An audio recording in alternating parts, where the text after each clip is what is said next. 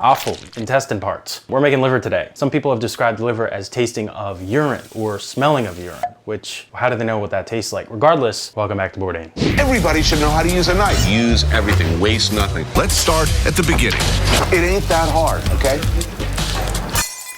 Hope you're doing well. My name is Mitch May. We are working through Anthony Bourdain's cookbook. You may know the deal by now. We're doing every recipe for the first freaking time. On camera, I mess up. Sometimes it tastes weird, sometimes it tastes amazing. Let's go. We are back in our blood and guts section. Calf's liver with onions. I don't have a calf liver because I'm still struggling with the ethics of calves and veal. Bourdain says demi-glace is optional. I say nay, it is essential. I have it here, and my only question is, how much, Mr. Bourdain? Because I could jump in a pool of this stuff. We're gonna get moving here. I have Bourdain's book linked down below in the description if you want to check it out. If not, follow along. Let's go. So we have some lovely prep to knock out as usual.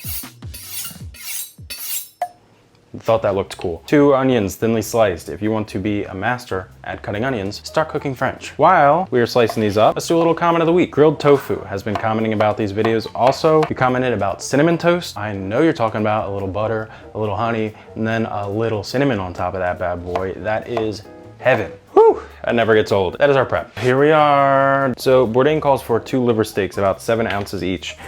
I got hit with my demi-glace. Let's just check out how many ounces this one is. 5 ounces. And this one I'm assuming is light as well. 4 ounces. And this is 4 ounces as well. Game plan, I'm gonna cook the 2 livers and just moderate the temperature and be careful when I'm cooking these. Season these up with a little salt and pepper. I'm at DEFCON 1 right now. This is all the salt I have. Yeah, gosh, let me wash my hands. So we're gonna try to be resourceful. I wanna keep my hands clean.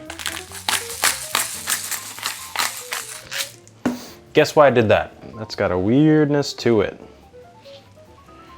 Picked it up lovely.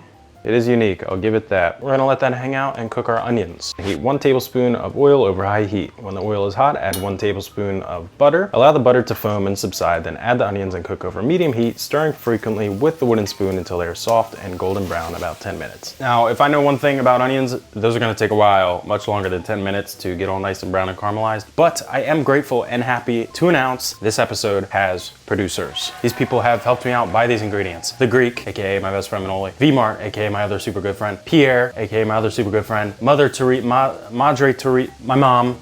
She donated. These are all people super close to me, and I'm very grateful for your help. If you'd like to get a shout out, if you'd like to support me buying these ingredients, you can just go to my Ko-Fi located down below in the description of this video, and you will be a producer of said episode. Back to the eternal onions. It's been about 10 minutes here. I'd give them another 4 to 5. We're cooking a little too high because you can see there's burnage there. Honestly, I'm in a bit of a time crunch, so looking good to me. Smelling good, most importantly. We're gonna add our 1/2 cup of vinegar. This should be sherry, but I'm using red wine vinegar. Is that a mistake? Let's find out.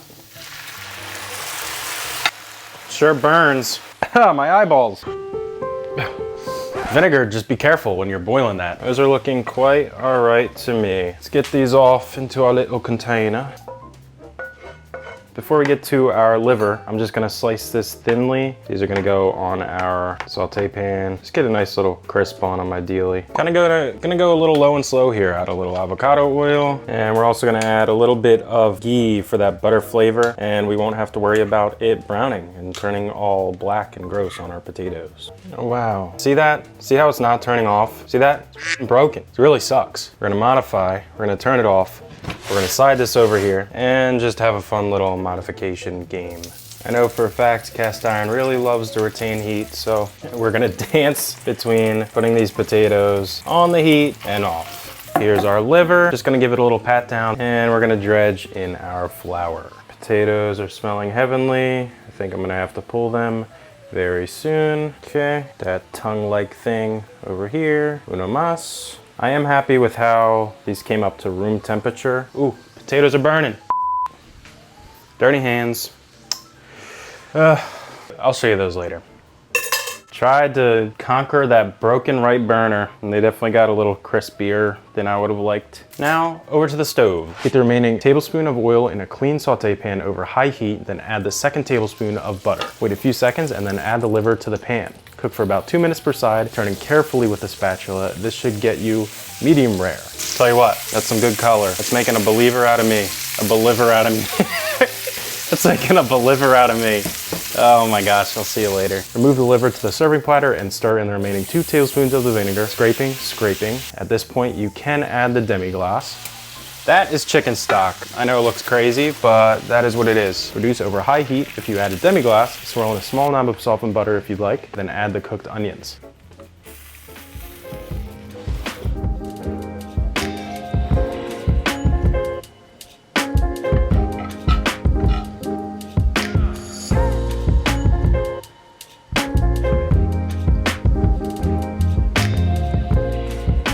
I'm happy with that presentation. Little scalloped potatoes, not a bad touch. Burned them, they're soggy. They did not come out that great, but they look good. And that's all that matters on YouTube.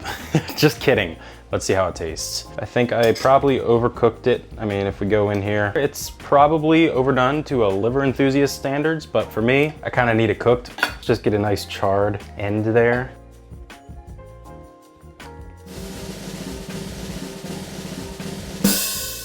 It has the liver heaviness that people are not fond of, but the onions that have been hit with the vinegar, they are acidic and they're tart, but it contrasts the liver so freaking well. So when I ate it with my dad, I would always kind of drown it with potatoes, onions, and ketchup. And I didn't really experience the liver itself. I'm a believer. I'm a believer. This is freaking good. Very freaking good. Sorry for the background noise. I'm washing dishes. I gotta get making another dinner, a leg of lamb that I actually have cooking right now. The video will be right here. We just made another dish in Anthony Bourdain's layout cookbook. This was Back to Bourdain. Stay organized and clean up after yourself. You do the best you can.